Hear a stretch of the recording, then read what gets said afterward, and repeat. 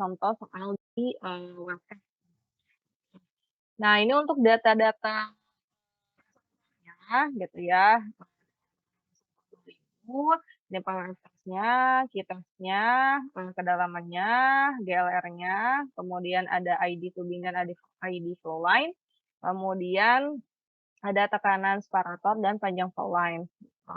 Jadi, kalau kemarin kan langsung dari wellhead ya diketahui, jadi nggak ada nggak ada flow-nya gitu. Kalau yang ini sekarang, saya dari ya, kemudian ditanya LC optimumnya, kemudian kita kerjakan pakai wellhead knot, ya. Step yang pertama, kita tentukan nodalnya ada di mana gitu ya. Kebetulan di sini, saya pakai, wellhead knot gitu, wellhead knot. Nah, sebetulnya ini juga bisa dikerjakan dengan, bottom hole knot gitu ya, bisa dikerjakan dengan, bottom hole knot, tapi mungkin pengerjaannya agak sedikit berbeda gitu, pengerjaannya agak sedikit berbeda dibandingkan dengan wellhead knot. Bedanya cuman di Eee, ininya aja, step-nya gitu. Kalau di wellhead knot, berarti kan inflow-nya yang 2 kali gitu, inflow-nya 2 kali dari reservoir ke bottom hole, kemudian dari bottom hole ke wellhead gitu. Kalau outflow-nya itu dari separator ke, wellhead gitu. Tetapi kalau kalian pakai bottom hole knot di sini nodalnya, maka inflow-nya hanya dari reservoir ke bottom hole. Kemudian outflow-nya dari, separator ke wellhead, kemudian diteruskan dari wellhead ke bottom hole gitu. Jadi, bedanya cuman di sistemnya aja gitu. Tapi, perbedaan sistem itu juga mempengaruhi, apa namanya, prosesnya nanti gitu ya, proses si inflow dengan outflow-nya ini, gitu. Nah, ini kita tentukan, knot-nya di ya, kemudian kita lanjutkan. Nah, untuk yang inflow-nya, kan hanya dari reservoir ke bottom hole ya. Reservoir ke bottom hole kita hanya perlu, membuat kurva IPR gitu. Kita hanya perlu membuat kurva IPR, ini tidak saya jelaskan lagi ya bagaimana pembuatan kurva IPR, ini bisa kalian gunakan si Saman Vogel gitu ya. Saman Vogel di sini data-datanya kan sudah tersedia ya, data wah, data WF-nya, data Q-test-nya gitu ya. Tinggal kalian, gunakan, apa namanya, rumus Vogel gitu, yang 2 nah kemudian, setelah kita menghitung, IPR, kan kurvanya terbentuk nih, ya kan. Nah kurvanya terbentuk, kemudian kita, kayak ini buat tabel aja sih, buat tabel untuk memudahkan, nanti perhitungan selanjutnya, gitu. Jadi, intinya dari reservoir ke bottom hole ini kita buat kurva IPR gitu ya. Pembuatan kurva IPR, sudah dijelaskan ya sebelum UTS, jadi saya tidak mengulangi lagi seperti apa pembuatan kurva IPR ini, gitu. Nah kemudian, sistemnya kan dilanjutkan gitu ya dari reservoir ke bottom hole, kemudian, ini kan masih kurva IPR, tapi untuk inflow, performance-nya itu masih dilanjutkan sampai dengan si, wellhead knot gitu ya, sampai dengan wellhead knot. Nah, kita lanjutkan dari bottom hole ke wellhead gitu. Kita lanjutkan dari bottom hole ke wellhead. Nah, itu, kita mencari PWH, ya kan. Kalau yang di sini, dari reservoir ke bottom hole kan kita mendapatkan PWF. Di sini sistemnya PWF. Nah, kemudian dari bottom hole ke wellhead, kita mencari PWH. Nah, kita mencari PWH, caranya itu kita gunakan pressure traverse, ya kan. Dari sistem bottom hole ke wellhead, kita gunakan pressure traverse.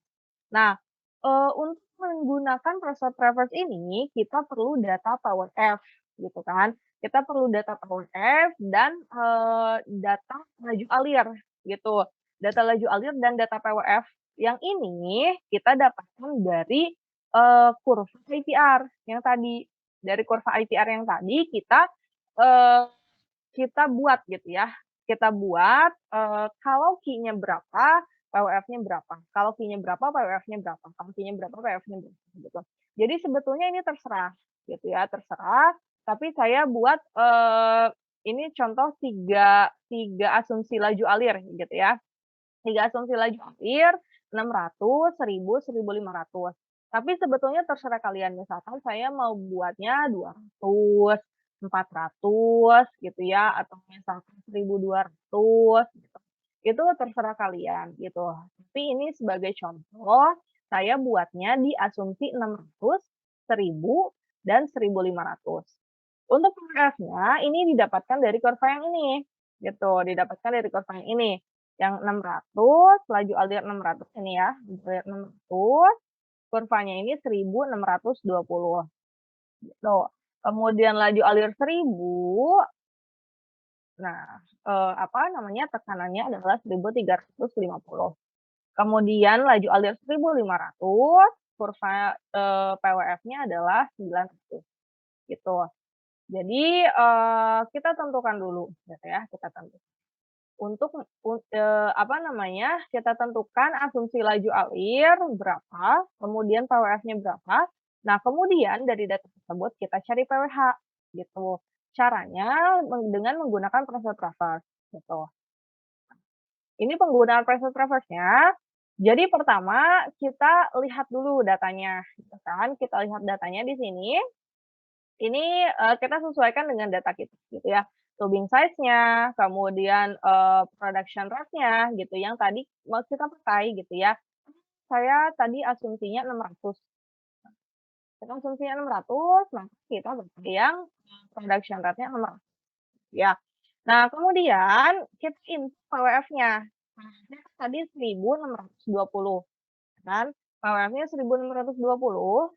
Caranya sama kayak, apa namanya, kayak kemarin kalian gunakan, cuma mungkin ini dibalik ya, karena dari PWF, kalau kemarin kalian dari PWH ke PWF gitu ya. Kalau sekarang dari PWF ke PWH kita balik, dari 1620, kemudian kita tarik ke bawah sampai, GLR-nya. GLR-nya tadi berapa? GLR-nya 500 ya. GLR-nya 500, nah ini 500. Kemudian tarik ke kiri, kan, tarik ke kiri, kemudian tarik ke atas, ini sepanjang tubing ya. Ya, sepanjang tubing. Tadi panjang tubingnya itu adalah bukan kedalamannya ya, kedalamannya 2000.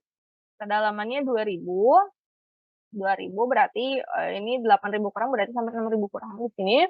Kemudian tarik ke kanan lagi, sampai menyentuh GLR 500 lagi, kemudian tarik ke atas. Itulah nilai PWH-nya, gitu. Di sini didapatkan PWH 1120, PWF 1620, dan, laju alir 600, gitu. Kak, maaf, Iya, boleh diulang sedikit nggak, Kak? Tadi soalnya ada gangguan jaringan, Kak. Sedikit aja.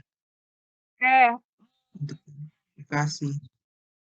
Heeh, jadi, pertama kalian tentukan datanya gitu ya, datanya harus sesuai, maksudnya penggunaan grafiknya harus sesuai dengan data kalian gitu ya. Tubing size-nya berapa, kemudian production rate-nya berapa gitu ya. Production rate-nya kan, saya gunakan di sini 100 kan, berarti kan di sini kita pakai production rate yang 600 gitu. Ini, semua data sudah sesuai gitu ya, di sini all water dan segala macam. Ini sudah sesuai, kemudian, apa namanya, kita input PWF-nya, gitu. PWF-nya kan tadi 1620. Kita masukkan PWF 1620 di sini, kemudian kita tarik ke bawah, penyelesaiannya sama, hampir sama dengan, apa, pressure preference yang kemarin kalian kerjakan. Bedanya cuman dibalik aja gitu ya, kalau kemarin dari PWH ke PWL, sekarang dari PWF ke PWH. Gitu. Kita tarik ke bawah sampai menyentuh GLR. Tadi GLR-nya 500 di sini ya.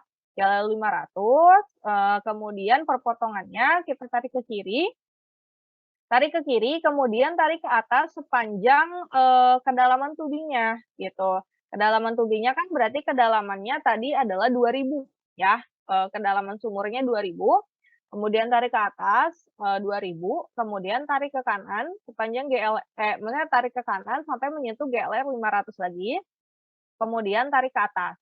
Tarik ke atas itulah nilai PWF-nya. Di sini dapat 120, gitu ya.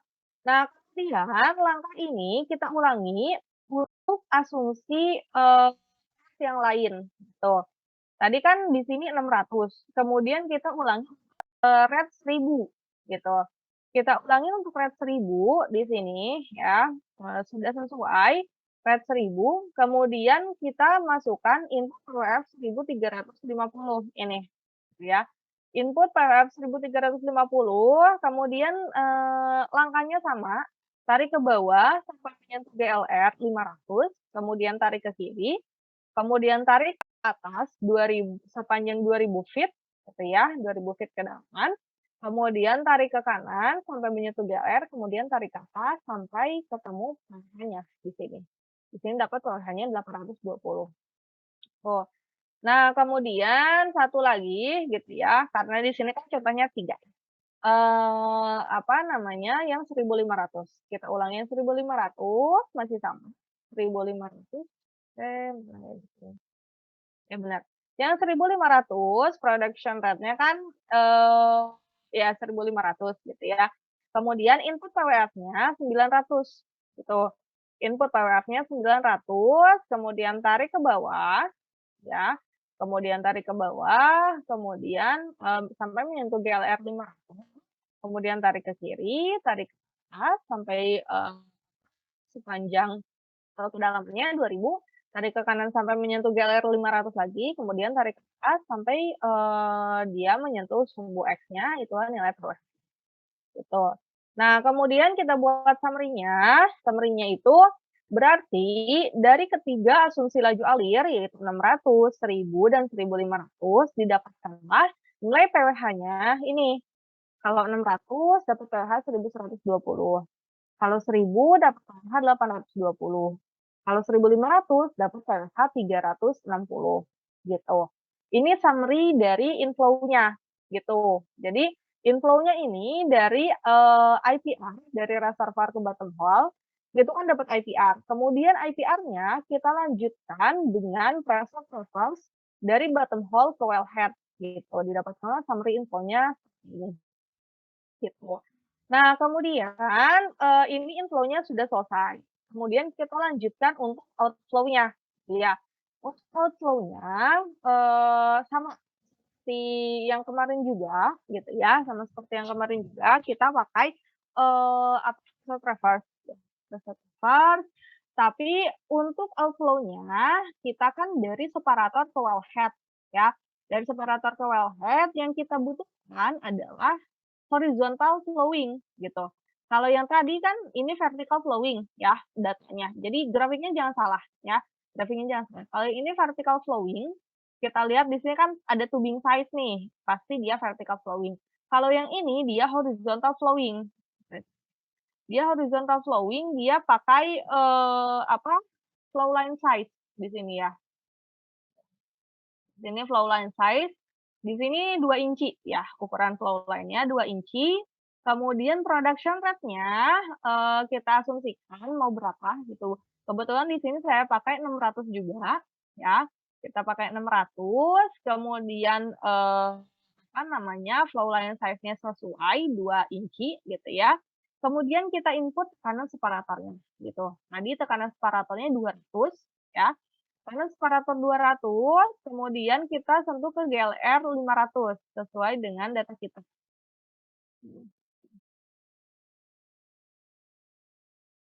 Sesuai dengan data kita di sini GLR 500 ya, sama gitu ya dari separator 200 tekanannya, kemudian tarik ke bawah, kemudian tarik ke kiri, ya tarik ke kiri, kemudian tarik ke bawah sepanjang flow line. Tadi flow line-nya berapa? Panjang dari flow line-nya adalah 1.000 feet ya. Panjang dari flow line-nya adalah 1.000 feet ya. 1.000 feet berarti dari 4.000 ke 5.000. 1.000 feet, kemudian tarik ke kanan sampai menyentuh GLR-nya lagi. Oh ini bentar, agak geser ya.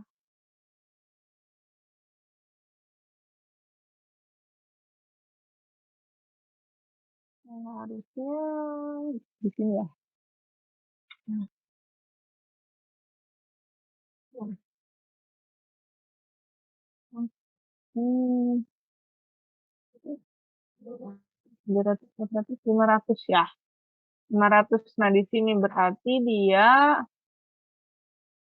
200, bentar, 200,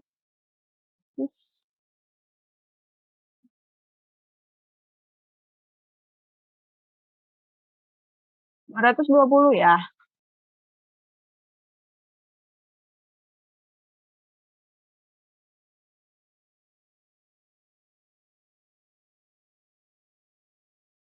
Ya gitulah, pokoknya ini agak harusnya begitu kan. Tapi agak ke kanan juga sih, bentar ya. Ini memang agak sulit kalau pakai komputer ini, nggak bisa digeser sedikit aja.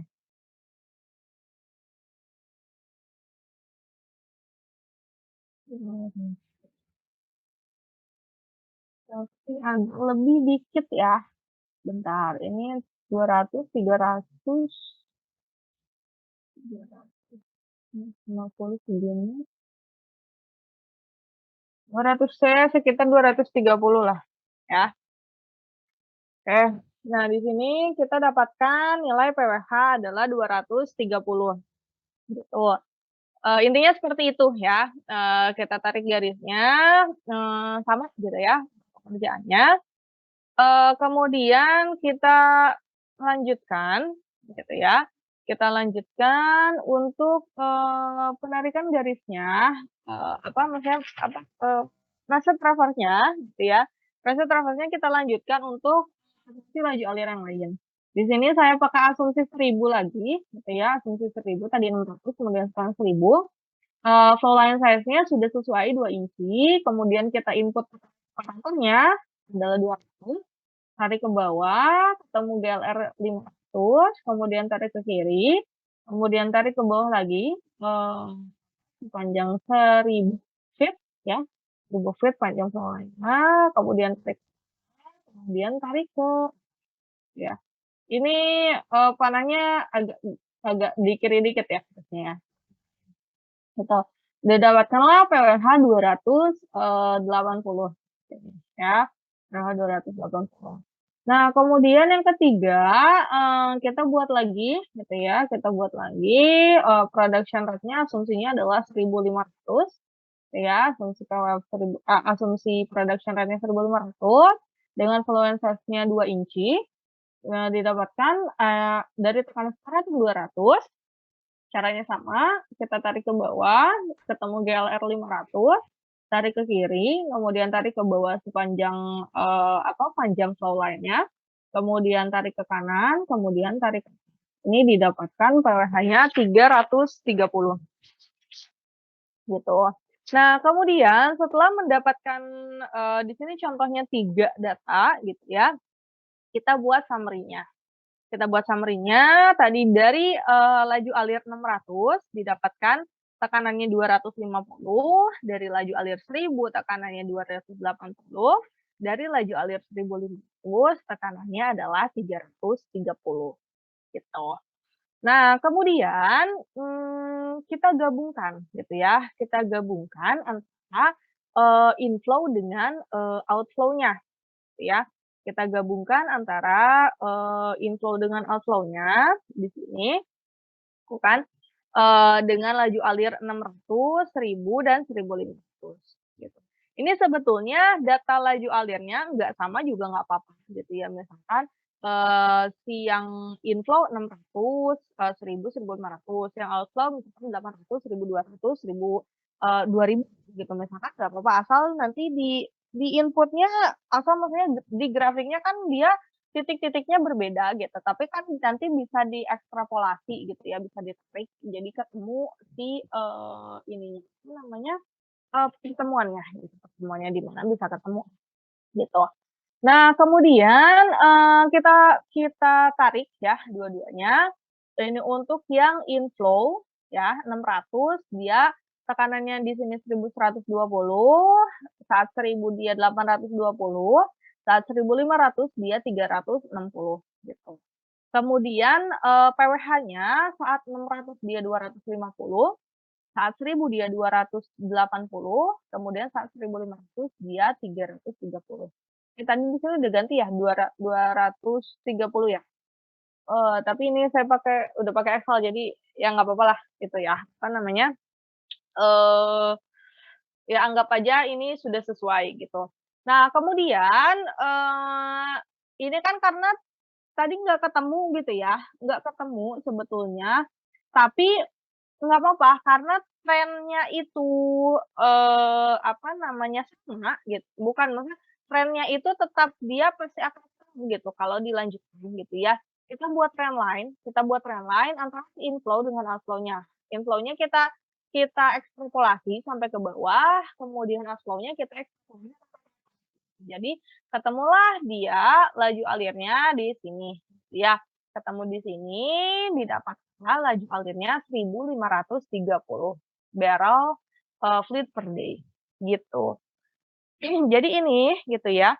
Nah, mungkin untuk catatannya adalah, pertama, di sini kita pakai, not di wellhead, gitu ya, not di wellhead. Jadi outflow-nya di sini adalah laju alir dengan PWH, gitu ya, dengan PWH. Kalau kalian, gunakan, nodal di bottom hole, ya kan, kalau kalian gunakan nodal di bottom hole berarti outflow-nya di sini adalah laju alir dengan PWF. Gitu.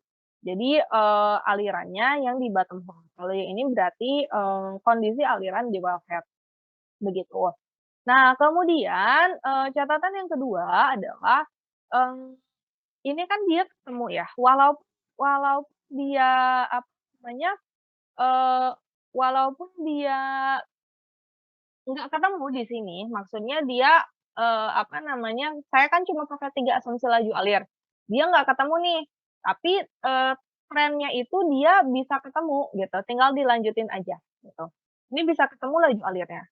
Kecuali kalau misalkan kurvanya itu dia beda gitu, dia beda tuh maksudnya ada nanti, beberapa catatan misalkan outflow-nya itu kurvanya melengkung gitu, outflow-nya melengkung, inflow-nya misalkan inflow-nya begini gitu ya, IPR, maksudnya inflow inflow performance-nya begini, kemudian outflow-nya itu nggak gini gitu, nggak gini, tapi melengkung gini.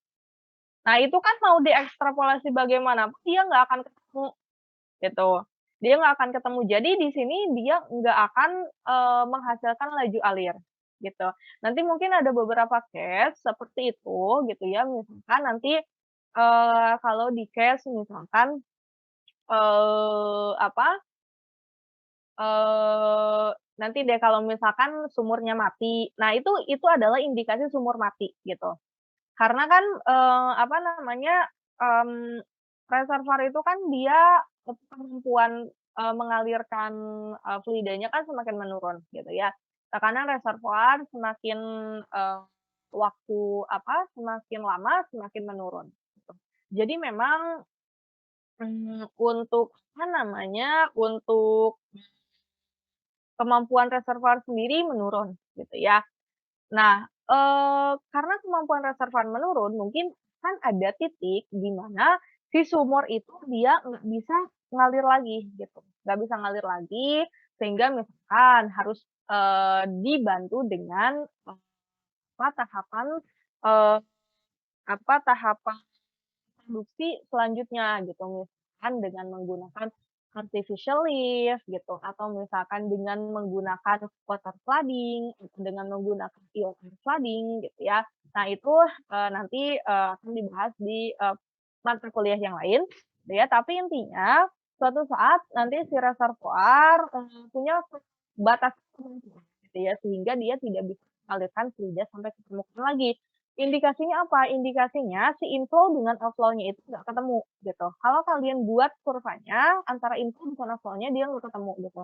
Misalkan yang tadi saya contohkan, itu misalkan inflow-nya begini, kemudian outflow-nya begini, gitu. Nah, itu dia mau diekstrapolasi gimana pun, dia kedua kurva ini nggak akan ketemu, gitu. Nah, itu adalah indikasi sumur mati, gitu ya. Sumur mati, apa namanya, apa, apa, fluidanya nggak sampai ke permukaan gitu. Fluidanya nggak sampai ke permukaan, nanti ada ya cara-cara treatment-treatment khusus lah ya kan, biar si, inflow dengan outflow-nya bisa ketemu lagi gitu. Gimana caranya, nanti mungkin dibahas di, mata kuliah depan. Jadi itu mungkin untuk, materi hari ini. Oke, sampai hari ini sampai sampai sini mungkin ada yang ingin ditanyakan terlebih dahulu? Silakan.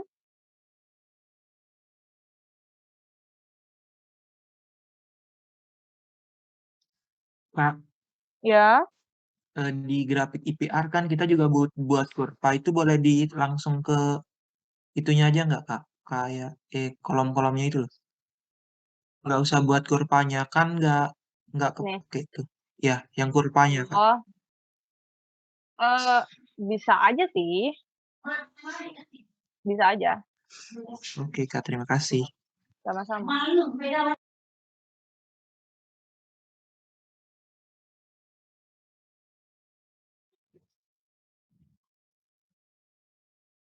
Yang penting nanti perhitungannya jelas gitu ya, kalau asumsi, apa, laju aliran sekian, dia PWF-nya sekian. Sekian. Yang lainnya ada yang ditanyakan lagi?